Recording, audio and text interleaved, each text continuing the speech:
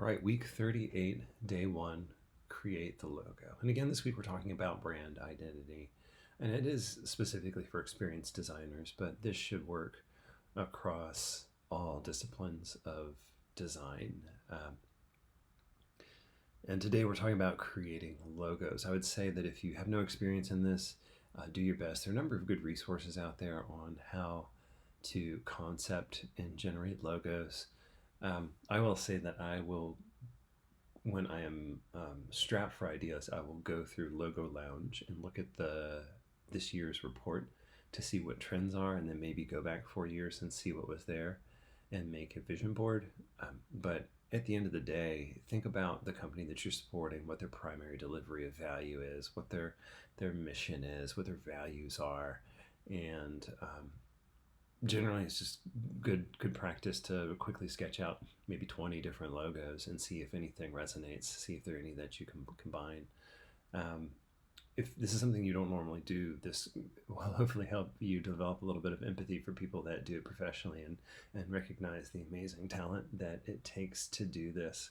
And if you do this regularly, I hope it's a fun exercise for you.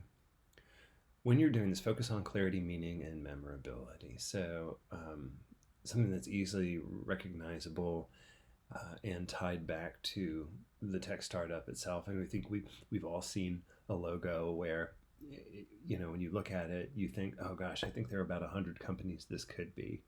And it turns out maybe they're all tech consultancies. I don't know, but just that the logo doesn't have any unique meaning across and tying directly to that brand or that company.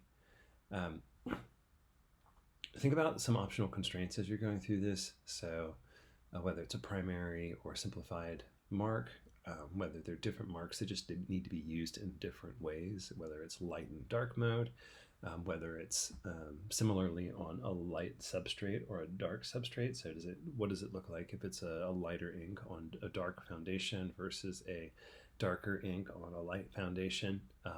Or you can pixels instead of ink there, but just that, what does it mean to have these different ways of presenting it, whether it's a very small area like a favicon in a browser, or all the way up to something that may be printed on a banner at some point, and what level of detail that needs to exist in it.